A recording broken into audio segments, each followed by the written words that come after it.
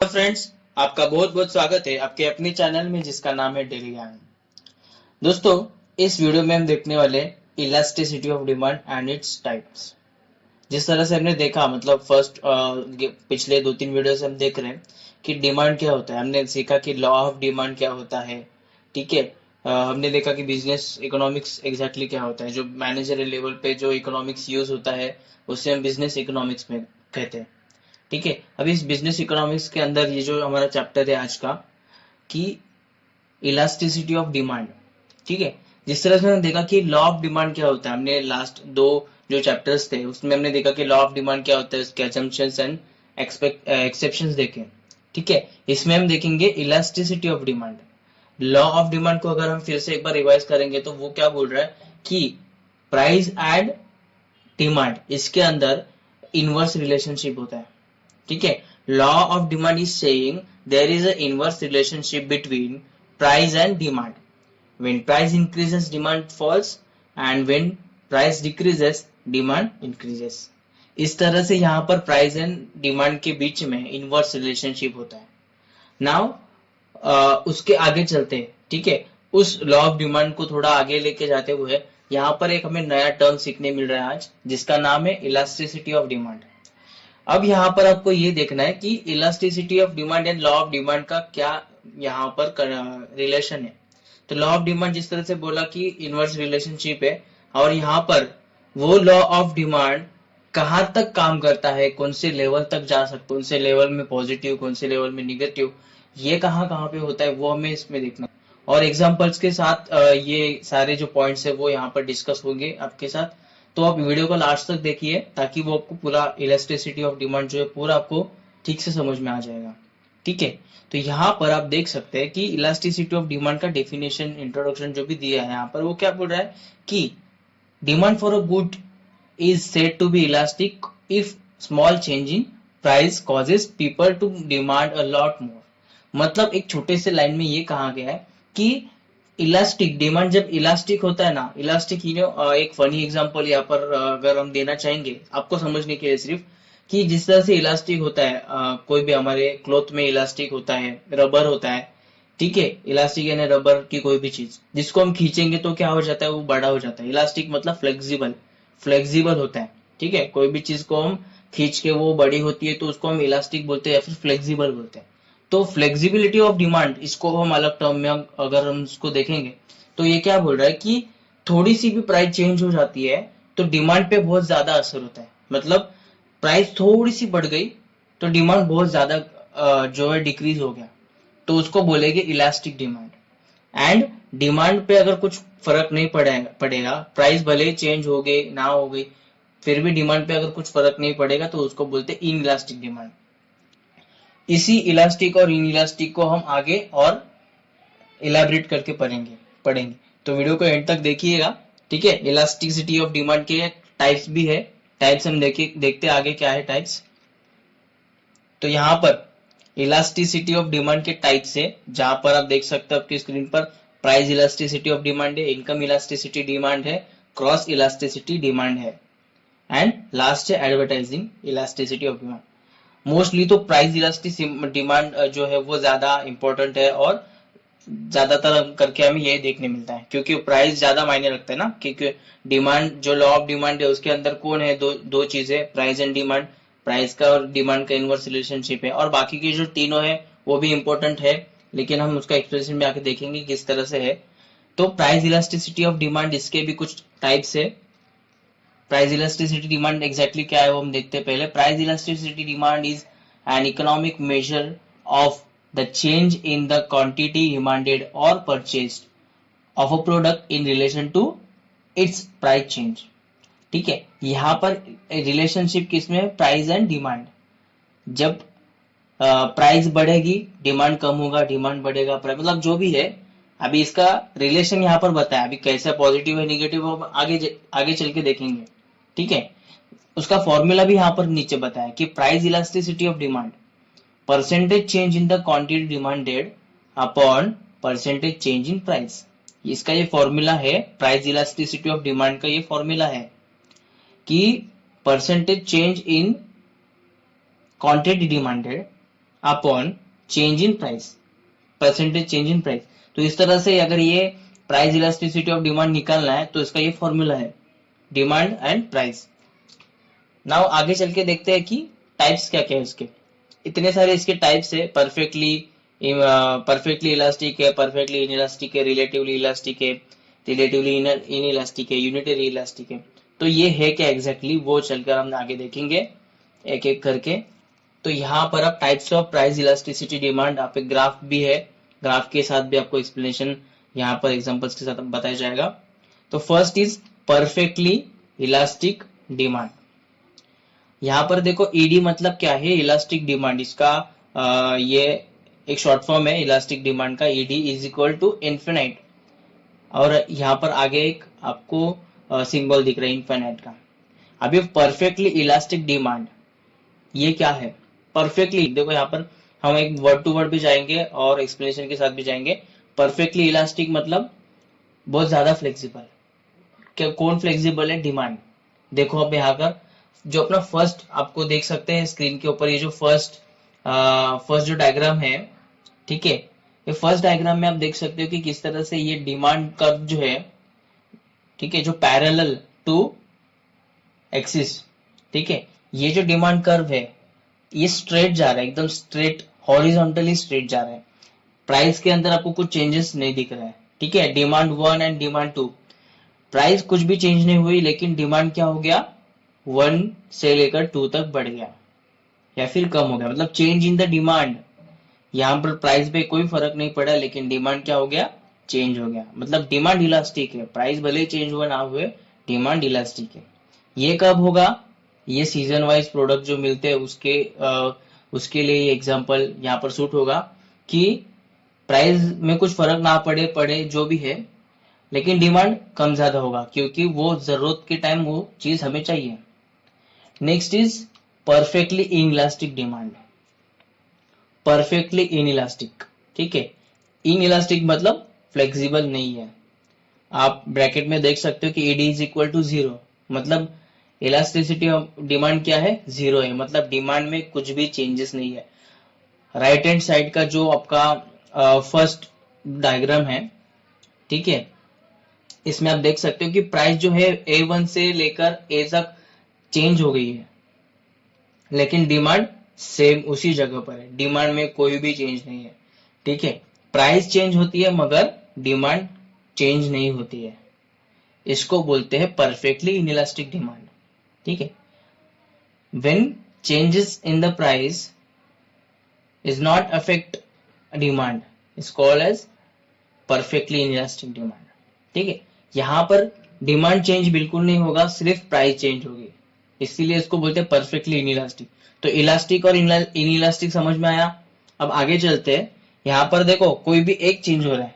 पहले पॉइंट में था इलास्टिक मतलब इलास्टिक डिमांड मतलब प्राइस चेंज हो गई, इनइलास्टिक डिमांड मतलब डिमांड जो है वो सेम रहेगा, 0 रहेगा, प्राइस चेंज होते रहेगी। And third one is relatively elastic demand, relatively elastic demand. अब यहाँ पर देखो ब्रैकेट में क्या लिखा है? ईडी मोर देन 1, ठीक है। यहाँ पर रिलेटिवली इलास्टिक डिमांड क्या है? मोर देन 1 है, मतलब ईडी क्या है? मोर देन 1, मतलब क्या यहाँ पर क्या हो गया? फॉर यहाँ पर डायग्राम में देख सकते हो कि प्राइस थोड़ा सा चेंज हो गया है, लेकिन डिमांड क्या है? ज्यादा चेंज हो गया। ईडी मतलब इलास्टिसिटी ऑफ डिमांड, तो इलास्टिसिटी डिमांड क्या है? ज्यादा है, डिमांड ज्यादा बढ़ गया, ठीक है। Little change in price affects more change in demand, थोड़ा सा चेंज हो गया प्राइस में और उसका क्या हो गया? इफेक्ट डिमांड में ज्यादा चेंज हो गया, ठीक है। तो इस तरह से यहाँ पर ये रिलेटिवली इलास्टिक है। रिलेटिवली इलास्टिक ऐसा क्यों कहा गया? डिमांड इलास्टिक है बट वो रिलेटिवली है, वो प्राइस के साथ चेंज होगा। प्राइस एंड डिमांड दोनों साथ में चेंज होगी, सिर्फ फर्क इतना है कि प्राइस थोड़ी सी चेंज होगी और डिमांड ज्यादा चेंज होगा। इस तरह से यहाँ पर inverse relationship between price and demand, but little more elastic in demand. And fourth one is relatively inelastic demand, relatively inelastic demand. अब यहाँ पर हमने फर्स्ट 2 पॉइंट भी पढ़ा था, इलास्टिक एंड इनइलास्टिक। फिर से यहाँ पर रिलेटिवली इनइलास्टिक डिमांड मतलब क्या है? जो इलास्टिसिटी ऑफ डिमांड वो क्या है? लेस देन 1, ठीक है। लेस देन 1 मतलब लो चेंज इन डिमांड, मतलब जितना प्राइस बढ़ा है उससे रिलेटिवली जो है उसके रिलेटेड उसके कंपेयर डिमांड उतना ज्यादा चेंज नहीं हुआ है, ठीक है। ज्यादा प्राइस चेंज हो गई है, मतलब प्राइस 10 रुपीज से 20 रुपीज हो गई, ठीक है। जो प्राइस है वो 10 रुपीज से 20 रुपीज चेंज हो गई, लेकिन उसके रिलेटेड 50% फर्क सिर्फ डिमांड में पड़ा है। डिमांड जो कम हुआ है वो सिर्फ 50 क्वांटिटी से लेकर 40 क्वांटिटी तक आया है, ठीक है। डिमांड बहुत आधा कम नहीं हुआ है, सिर्फ 20% डिमांड कम हुआ है। बल्कि प्राइस में आप देख सकते हो कि प्राइस में कितना चेंज हुआ है, प्राइस में 50% चेंज हुआ है, ठीक है। वो डायग्राम भी आप जो फोर्थ राइट हैंड साइड वाला जो फोर्थ डायग्राम है उसमें आप देख सकते हो कि प्राइस जो है वो A1 और A इन दोनों में ज्यादा गैप है, लेकिन D एंड D1 इसके बीच में जो गैप है वो कम है, मतलब डिमांड थोड़ा सा कम हुआ है और प्राइस जो है वो ज्यादा। और तब डिमांड को आप देख सकते हो वो क्या है, स्लोप्स डाउनवर्ड, ठीक है। सारे डिमांड का मतलब तीनों में भी डिमांड का डाउनवर्ड है, लेकिन यहाँ पर वो ज्यादा स्लोप है, ठीक है, more slope. And fifth is unitary elastic demand. यहाँ पर ये सबसे मेन और सबसे बेस्ट है कि प्राइस जो है और डिमांड जो है दोनों साथ में बढ़ेंगे। प्राइस 10% बढ़ा, डिमांड भी 10% कम होगा, मतलब जो भी चेंजेस है वो साथ में हो गए। यहाँ पर जितने भी हमने ऊपर के एग्जांपल्स देखे, ऊपर के पॉइंट्स देखे, उसमें क्या था, कोई बढ़ रहा है तो कोई नहीं बढ़ रहा है, कोई कम हो रहा है तो कोई कम नहीं हो रहा है, कोई ज्यादा बढ़ रहा है फिर कम हो रहा है, ठीक है। यहाँ पर कोई भी प्रोपोर्शनेट नहीं है प्रॉपरली। लेकिन यूनिटरी में क्या है, जितना प्राइस कम हुआ उतना डिमांड बढ़ गया, एंड जितना प्राइस इनवर्सली हो गया, मतलब जितना प्राइस कम हो गया उतना डिमांड बढ़ गया। ये फिफ्थ डायग्राम जो लास्ट में, सबसे लास्ट में जो आपको डायग्राम दिख रहा है उसका जो डिमांड कर्व किस तरह से स्लोप कर रहा है, एकदम परफेक्ट स्लोपिंग है वो। और जो सारे ही आप देख सकते हो मेजरमेंट A1 से A2 जितनी प्राइस बढ़ी है तो उतना ही डिमांड भी B1 से B2 तक B तक वो बढ़ गया है, ठीक है। और यहाँ पर ED इज इक्वल टू 1 क्यों कहा गया है, क्योंकि सेम है ना, डिमांड एंड प्राइस उनका बढ़ने का कम होने का जो भी क्राइटेरिया, जो भी प्रोपोर्शनेट है, परसेंटेज है, both are the same. That is why there is ED is equal to zero, मतलब elasticity of demand is equal to sorry 1। इस तरह से यहाँ पर unitary elastic demand is equal to 1 बताया जा रहा है। ये थे प्राइस इलास्टिसिटी ऑफ डिमांड के टाइप्स। यहाँ पर ये इसमें एक टाइप हो गया जो इलास्टिसिटी ऑफ डिमांड है, उसका सिर्फ फर्स्ट जो टाइप है जिसका नाम है प्राइस इलास्टिसिटी डिमांड, ये हो गया। आगे चलकर और 3 है, उसमें से एक है income elasticity of demand. Income, जिस तरह से वो प्राइस एंड डिमांड के अंदर इनवर्स रिलेशनशिप था, अभी यहाँ पर इनकम के साथ है। डिमांड का जो रिलेशन है वो किसके साथ है, इनकम के साथ। Income elasticity of demand measures responsiveness of quantity demanded to a change in income. हमने लॉ ऑफ डिमांड में भी पढ़ा था, अजम्पशंस उसके क्या थे, तो अजम्पशंस में भी देखा था कि इनकम जो है ना, इनकम चेंज होती है तो डिमांड चेंज होती है। लोगों की इनकम, जो कंज्यूमर्स है उनका इनकम क्या हो जाएगा, चेंज हो जाएगा, तो डिमांड में भी चेंज हो जाएगा। इनकम बढ़ेगी, डिमांड बढ़ेगा, ठीक है। इनकम बढ़ेगी तो क्या होगा, परचेसिंग पावर इंक्रीज होगी, परचेसिंग पावर इंक्रीज होगी, इसलिए डिमांड क्या है वो बढ़ गया। और इनकम लोगों की कम हो रही है तो क्या हो रहा है, परचेसिंग पावर भी है वो कम हो रही है, इसलिए मार्केट में डिमांड कम हो गया। तो इस तरह से इनकम एंड डिमांड का रिलेशनशिप है, उसमें भी कुछ टाइप्स है। और उसका फॉर्मूला किस तरह से है, ई वाई मतलब वाई मतलब इनकम, इलास्टिसिटी, ठीक है। इनकम इलास्टिसिटी का फॉर्मूला क्या है, percentage change in quantity demanded upon percentage change in income, ठीक है। डिमांड एंड इनकम इनको क्या करेंगे, डिवाइड करेंगे, कितना चेंज हुआ उसको डिवाइड करेंगे, तब जाके इलास्टिसिटी कितनी बढ़ी, तो इलास्टिसिटी का जो हमें परसेंटेज है वो मिलेगा। अभी इसके भी टाइप्स है, वो भी हम देखते हैं कि क्या क्या टाइप्स है। First is positive income elasticity of demand. Positive के अंदर भी यहाँ पर 3 अलग अलग टाइप से, हाई, यूनिटरी, लो। अब यहाँ पर हम देखते हैं कि positive income elasticity of demand है क्या। पॉजिटिव मतलब क्या, rise in income comes with bigger increase in the quantity demanded. मतलब यहाँ पर चेंज तो है, पॉजिटिव चेंज है, लेकिन यहाँ पर क्या हो रहा है, कहीं पर हाई, कहीं पर लो, कहीं पर सेम है। अब यहाँ पर आप डिमांड कर्व देख सकते हैं। नॉर्मली हमने जितने भी डिमांड कर्व देखे वो क्या थे, वो सारे left to right downward sloping थे। लेकिन यहाँ पर left to right upward sloping है। मतलब यहाँ पर positive relationship between income and demand है। इनकम बढ़ी, डिमांड बढ़ा, इनकम कम, डिमांड कम। तो इस तरह से यहाँ पर पॉजिटिव रिलेशनशिप है। तभी पॉजिटिव में भी यहाँ पर हाई, यूनिटरी एंड लो है। किस तरह से कि हाई मतलब क्या, जब जो इनकम है, इनकम क्या हो जाएगा, बढ़ेगा तो प्राइस भी उसके साथ सेम बढ़ेगी, सॉरी डिमांड भी उसके साथ सेम बढ़ेगा। मतलब high, rise in income comes with bigger increase in the quantity demanded. Income बहुत ज्यादा बढ़ गई तो डिमांड में भी बहुत ज्यादा फर्क पड़ गया, डिमांड भी बहुत ज्यादा बढ़ गया। यूनिटरी मतलब the rise in income proportionate to increase in the quantity demanded. Same मतलब जितना प्रोपोर्शनेट इनकम बढ़ा उतना ही प्रोपोर्शनेट यहाँ पर डिमांड बढ़ गया। मतलब डिमांड और जो इनकम है उन दोनों का ग्राफ जो है वो सेम सेम ऊपर लेवल में जा रहा है। कम होते हुए भी सेम लेवल में वो नीचे आएगा, इसीलिए उसको यूनिटरी बोला है। मतलब जितना इनकम बढ़ेगा उतना डिमांड बढ़ेगा, जितना इनकम कम होगा उतना डिमांड कम होगा। ठीक है। लो, अभी ये थर्ड वाला है लो। लो मतलब क्या, jump in the income is less than proportionate than increase in the quantity demanded. यहाँ पर फिर से वो जो हाई था उसके ऑपोजिट हो गया है। तो क्या कहा है, jump in income is less than proportionate than the increase in the quantity demanded. यहाँ पर परसेंटेज क्या है, ऊपर नीचे है। मतलब पहले तो हाई था, हाई डिमांड था, अब यहाँ पर लो डिमांड है। प्राइस मतलब इनकम जो है वो ज्यादा चेंज हो गई है, इनकम क्या है, ज्यादा बढ़ गई है, बट उसके प्रोपोर्शनेट जो डिमांड है उतना ज्यादा नहीं बढ़ा है। फॉर एग्जाम्पल, इनकम अगर 10% बढ़ी है तो डिमांड सिर्फ 5% बढ़ेगा। इंक्रीज तो हो रहा है बट प्रोपोर्शनेट उन दोनों का क्या है, अलग अलग है। तो इस तरह से यहाँ पर ये positive income elasticity of demand था। आगे चल के देखते हैं कि जीरो मतलब क्या, the quantity demanded is the same even if income changes. यहाँ पर आप देख सकते हो कि quantity demanded is the same, quantity में कोई चेंजेस नहीं हुआ है, सेम है। मतलब जितना इनकम इनकम बढ़ा लेकिन डिमांड जो है वो सेम ही है। ग्राफ देख सकते हैं यहाँ पर कि जीरो मतलब क्या, the quantity demanded is the same even if income changes.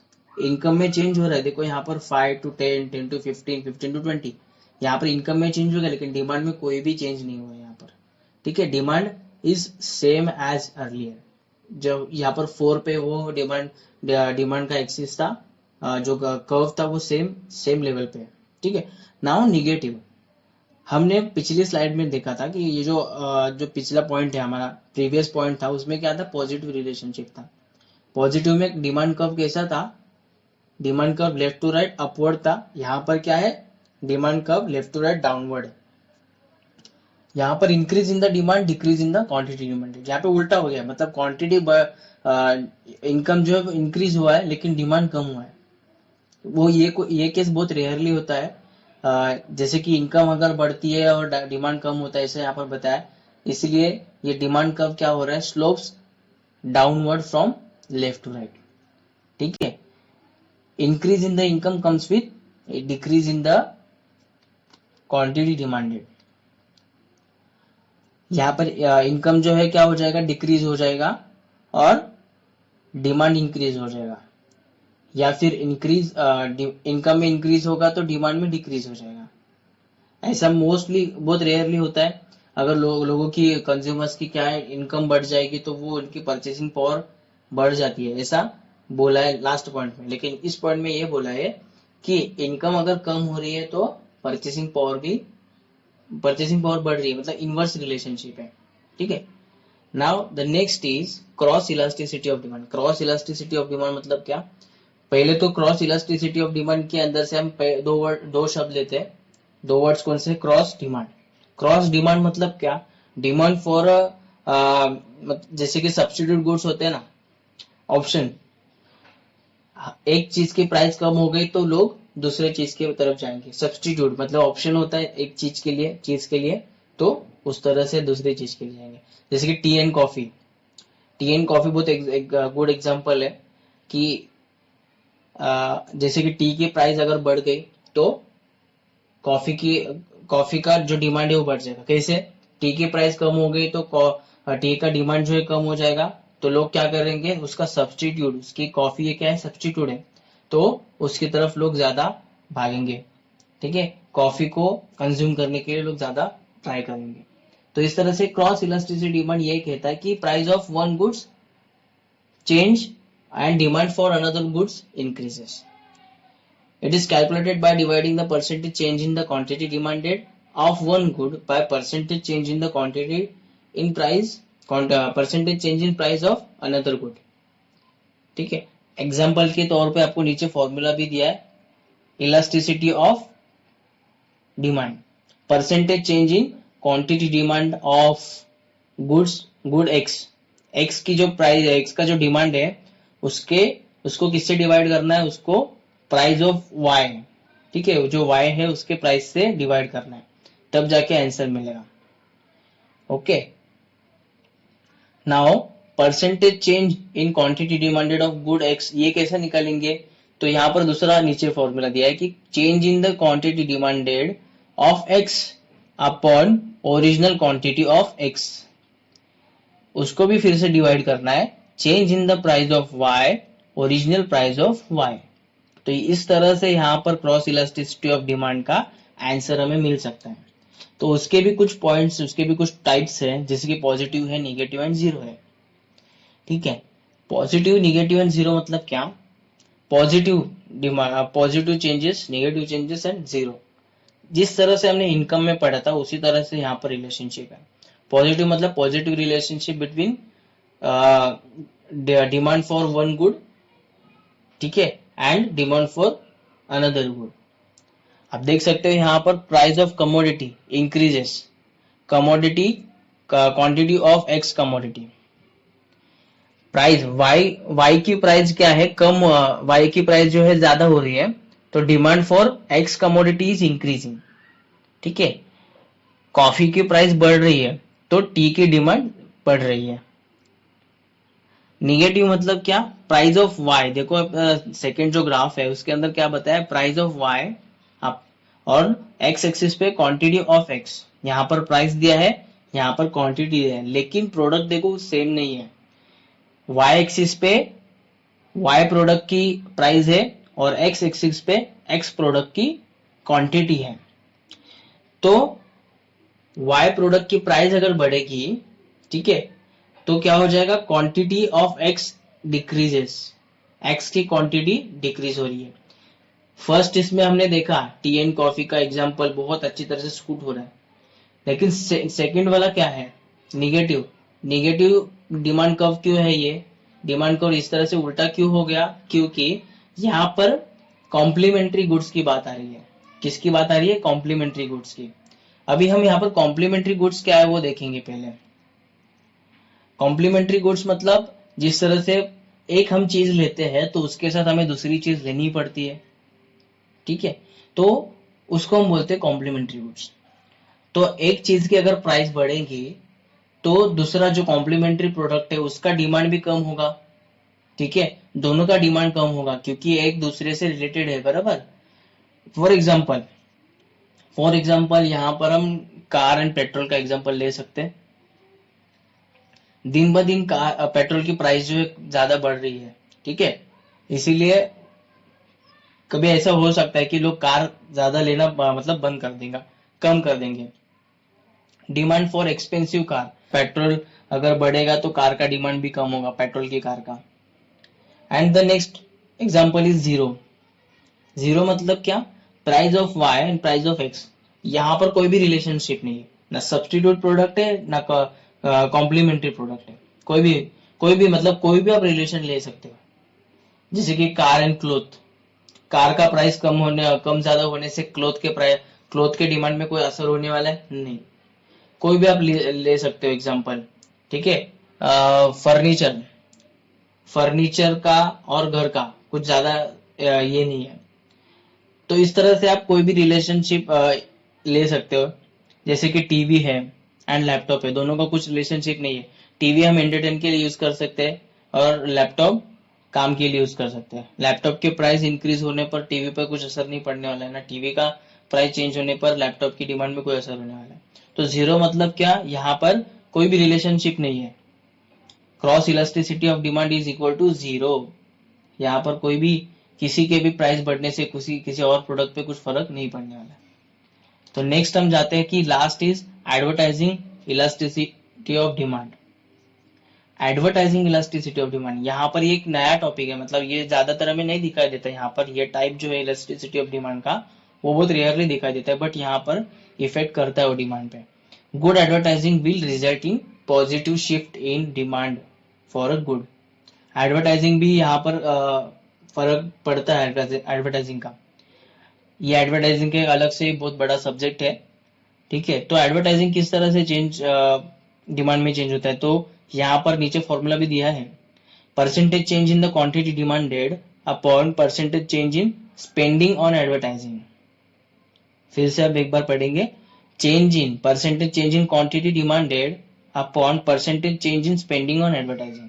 मतलब डिमांड किसका ज्यादा है, प्रोडक्ट का। फॉर एग्जांपल डिमांड के ऊपर एडवर्टाइजिंग डिपेंड है और एडवर्टाइजिंग के ऊपर डिमांड डिपेंड है। जिसकी एडवर्टाइजिंग बहुत अच्छी तरह से हम करेंगे उसका क्या हो जाएगा, डिमांड भी बहुत अच्छी तरह से होगा। मतलब लोगों तक, जितने ज्यादा लोगों तक वो प्रोडक्ट उनके कंज्यूमर्स तक वो पहुंचेगा एडवर्टाइजिंग के थ्रू, उतना ज्यादा उस प्रोडक्ट का डिमांड जो है वो कम हो जाएगा और ज्यादा बढ़ेगा। जैसे कि गोल्ड रेट को सबको पता ही होता है, लेकिन अगर गोल्ड रेट में कोई पार्टिकुलर ज्वेलर्स जो है बहुत अच्छी तरह से एडवर्टाइजिंग करके डिस्काउंट देके, मतलब ऑफर्स वगैरह देके कर रहे हैं, तो वो क्या हो जाएगा, एडवर्टाइजिंग की वजह से उसमें ज्यादा डिमांड आ जाएगी, मार्केट में वो प्रोडक्ट ज्यादा बिकेगा। काफी सारे ऐसे एग्जांपल्स है कि कोई प्रोडक्ट में कोई चेंज आ गए, फीचर्स चेंज हो गए, कोई नया वर्जन आ गया, उसकी मार्केटिंग बहुत अच्छी तरह से करेंगे तो क्या हो जाएगा, डिमांड में भी चेंजेस आएगा, ठीक है। तो एडवर्टाइजिंग इलास्टिसिटी ऑफ डिमांड, इसका फॉर्मूला क्या है, change in the quantity demanded, कितना क्वांटिटी डिमांड किया, upon change in spending on advertising, कितना एडवर्टाइजिंग के ऊपर स्पेंड किया। तो इस तरह से यहाँ पर ये रिलेशनशिप है। तो इस वीडियो में भी आपको जिस तरह से नॉलेज ये मिला है कि किस तरह से यहाँ पर इलास्टिसिटी ऑफ डिमांड के टाइप्स होते हैं, एग्जांपल्स एंड जो ग्राफ्स हैं, वो नॉलेज आप आपके दोस्तों को भी दीजिए, ये वीडियो शेयर कीजिए और चैनल को सब्सक्राइब नहीं किया तो कीजिए जरूर, ठीक है। आपको और कुछ सजेशंस हो गए कि ये टॉपिक पे वीडियो बनना चाहिए तो वो भी कमेंट बॉक्स में जरूर लिख सकते हैं।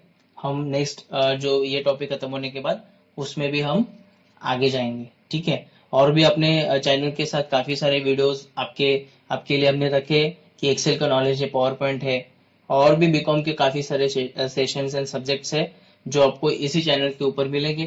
तो बाकी भी वीडियो देखते रहिएगा और शेयर करिएगा, जरूर सब्सक्राइब भी करिएगा। Thank you so much, have a great day, have a nice day.